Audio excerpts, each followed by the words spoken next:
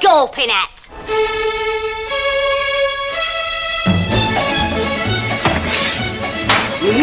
Pass forward, then.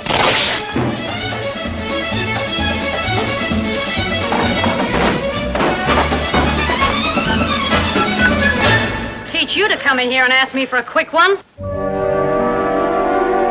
Joan Sims was born Irene Joan Marion Sims in May 1930, the only child of an Essex railway station master.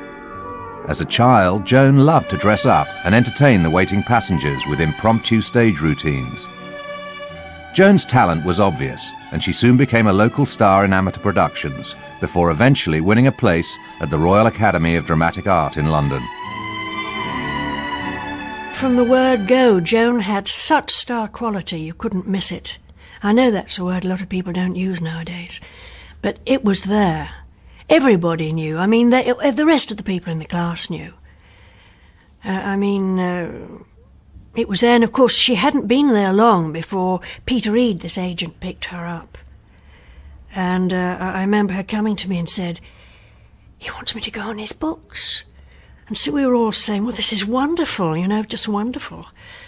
I don't know quite how her parents felt about it at that time, but... A young girl from RADA came in to audition for a new review we were doing. We all thought she was wonderful, but we'd basically set our cast, but we didn't want to lose her, so we offered her the job of understudy.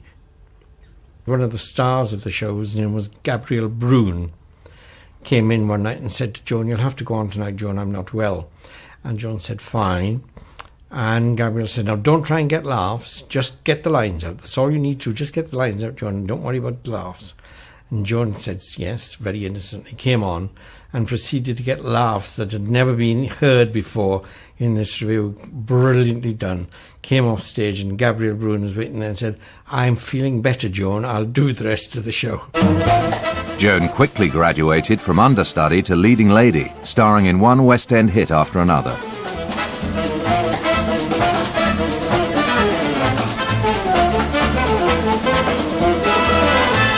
Critics loved her. That's a great thing. It's nice to be loved by critics, and she was adored by them. She could do no wrong.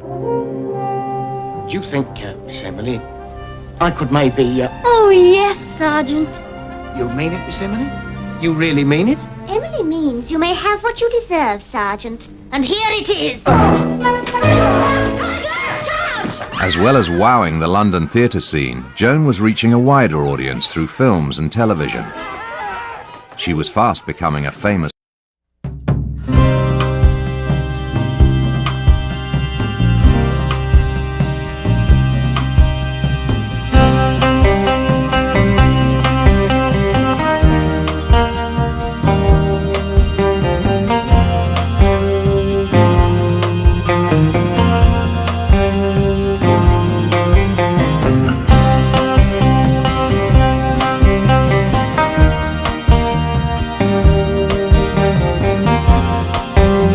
He said the best boobs in London.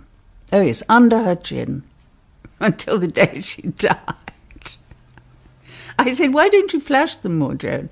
"Oh," she said, "darling, Mummy gets so cross." Her face was described by, I think Anthony Asquith was interviewing her for a film and said, "No, you can't play a dramatic part. It's such a happy face," which is true because it was. It was a happy face.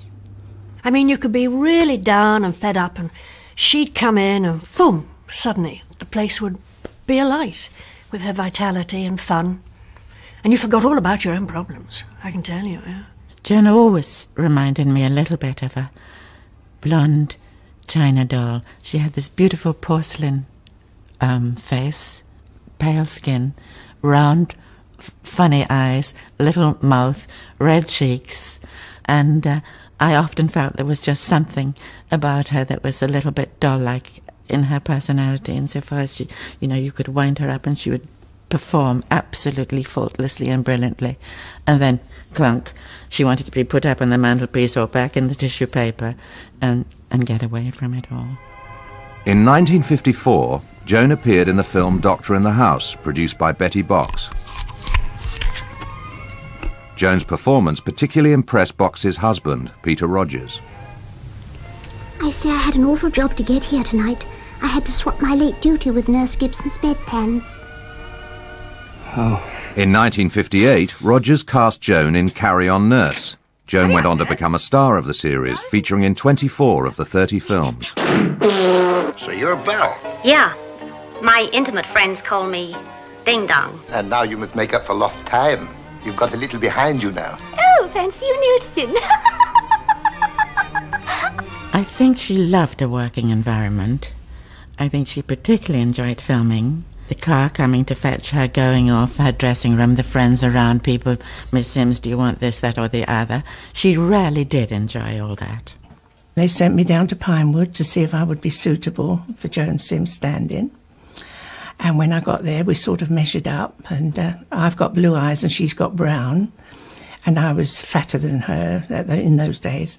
But it didn't seem to matter. She seemed to like me, and I certainly liked her. She was lovely.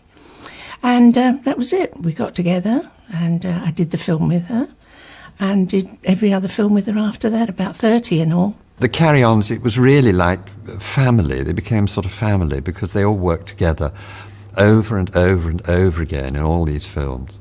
And so you didn't have to start all over again. When you started the new movie, you knew the cast, you knew the crew, and it was just fun. And I think they had a jolly time.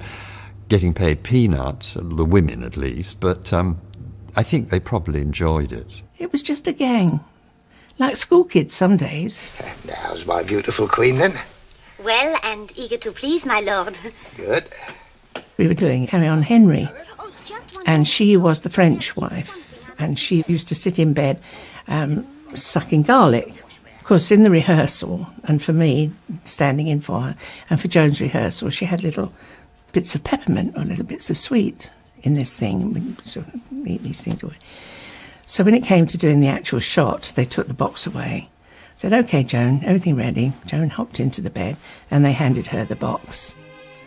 And she put the piece of so-called garlic in her mouth, and it really was garlic, and she chewed on it, and Sid has to come running in and jump on the bed to give her a big kiss. Well, all done then? Yes, my lord. I have waited for this moment for so long. Oh, blimey. Are you satisfied with your equipment, Miss Alcock? Well, I've had no complaints so far. She had this kind of mixture of sort of vulgarity and total false modesty, you know. And the audience loved it, and they loved... Oh, she just burst out laughing. Hysterical. In the end, they'd look at each other's foreheads or eyebrows. They wouldn't look at into each other's eyes. They couldn't. Go on, Frank. Oh, sorry. There is a brown one, of course. The African viper, which is quite deadly. Oh, no. This was definitely a green one. And it seemed to move sort of like that. That would be a windscreen. Right for that. I always remember one time we were out together, and we went into a butcher's shop to get something for our lunch. We were going back to her place for lunch. And this lady came up to her and put both arms on her shoulder and pushed her up against the wall and said, "'Tis you, innit? 'Tis you, innit? Where's Sid? You getting Sid's lunch?" And Joan said, "Yes, probably. Yes, I'm trying. If you'll excuse me," and just edged out of it like that, you know. She was very kind and not at all stagey or starry. Not at all. I think she was obviously famous because of the Carry On films rather than the reviews or even the television so much. But it was, of course, a double-edged sword insofar as fame brought her what she wanted in some ways and what she most dreaded in others, what she most had to escape.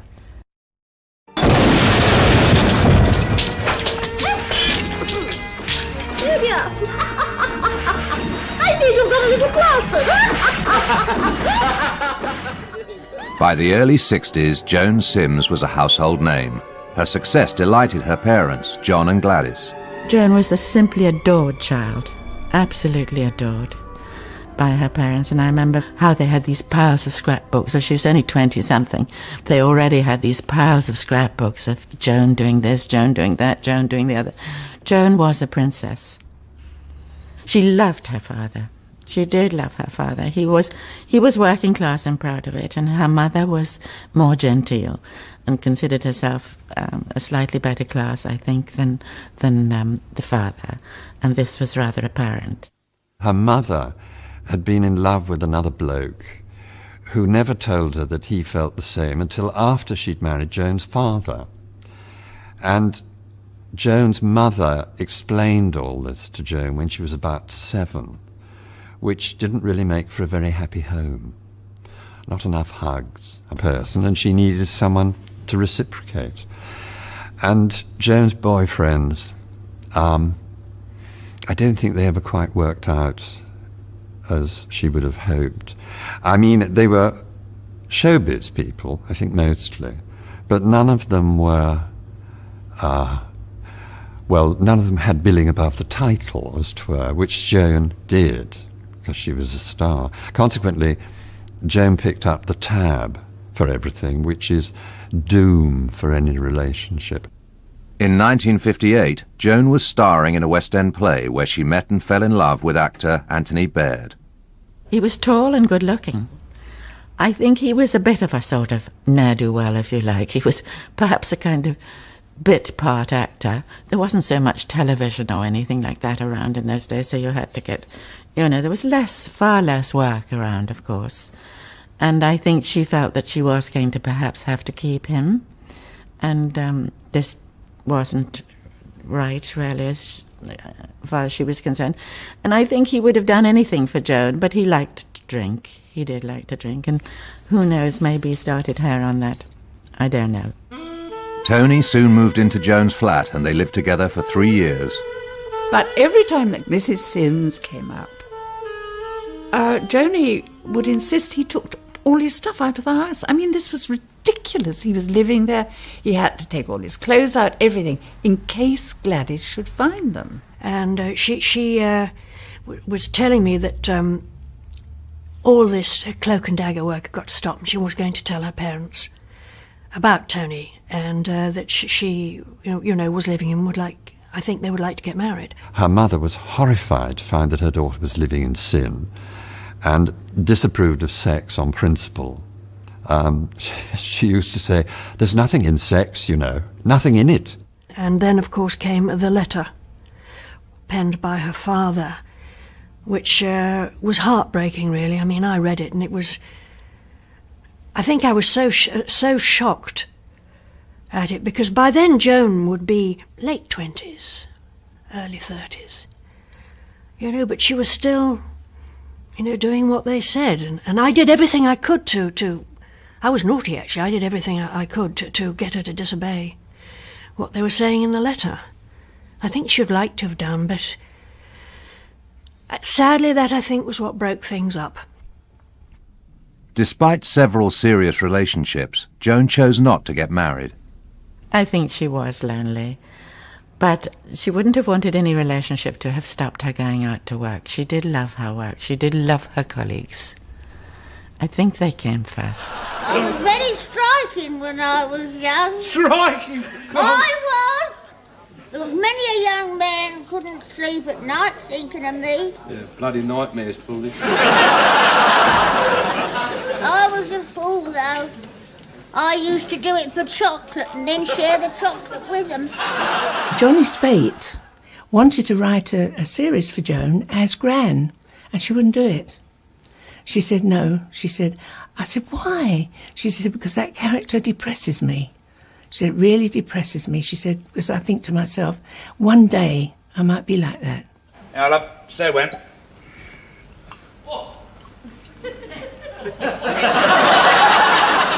I haven't sold one thing. Nothing, not even a broken biscuit. Oh, it's all my fault. You haven't let me get a word in, have you? What?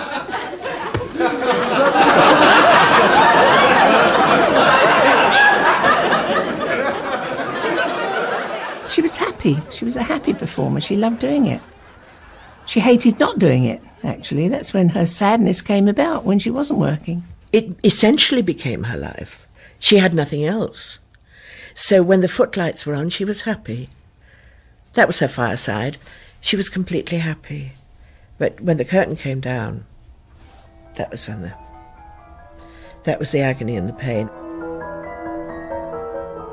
And of course, later on, the drink problem arose. Well, that really only started when her agent, Peter Eade, who was far more than an agent, he organised Joan's whole life for her, he died. And then shortly after, her dearest friend Hattie Jakes, she died, and then Joan's mother died. And all of this was in the space of about 2 years. And so suddenly all Joan's support systems had disappeared, and there was no one to come home to. And when she needed a friend, she opened a bottle.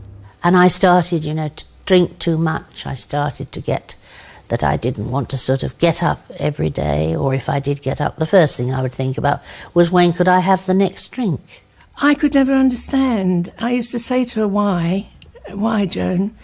And she used to say, I don't know why, Nora, I just know it obliterates everything. You get a numbness and you don't feel. And she had to blot it out, whatever it was that was upsetting her at the time. She had to blot it out. If Joan ever had any problems, it was due to loneliness. The moment she was a real person for being with people. She came alive. Everybody loved her and she loved everybody. And her vitality was unbelievable.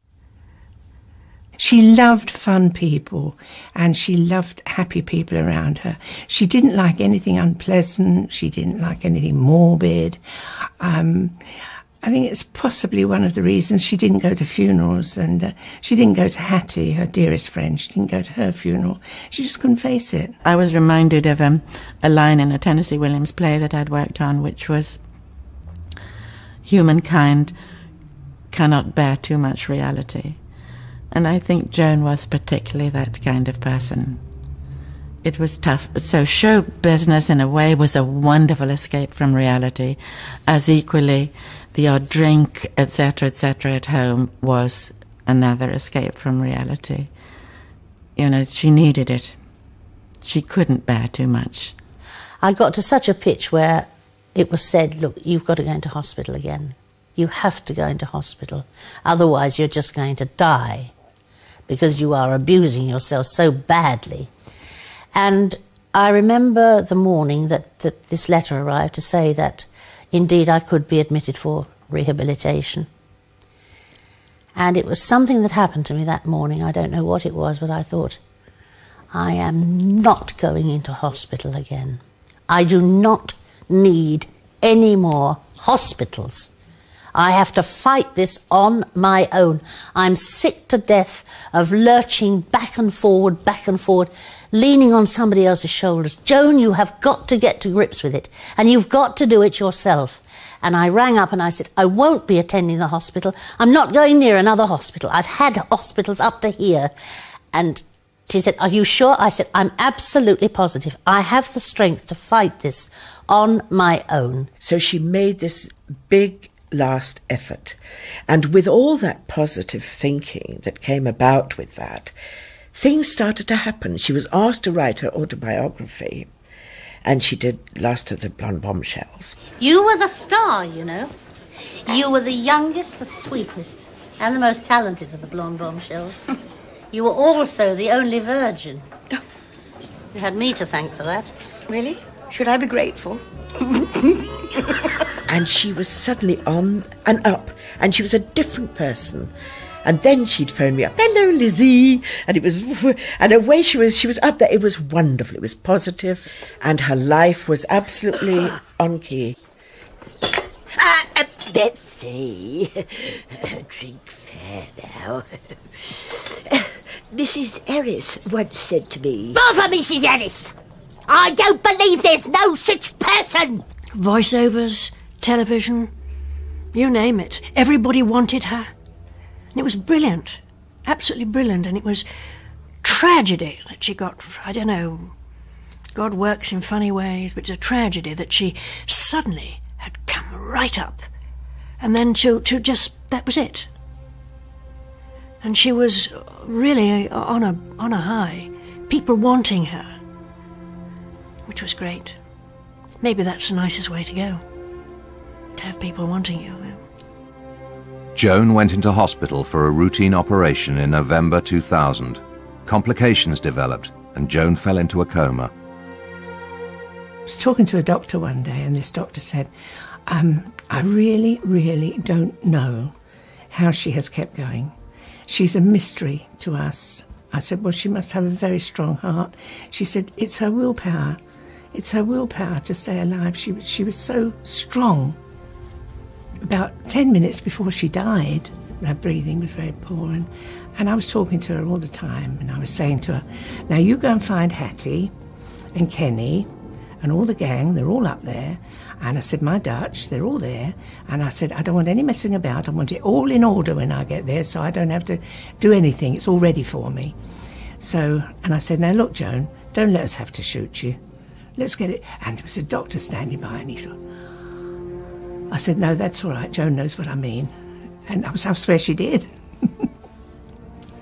Oh, she was lovely. Bless her. Joan Sims died on June the 27th, 2001. I don't feel that I have pity for Joan at all. Not at all.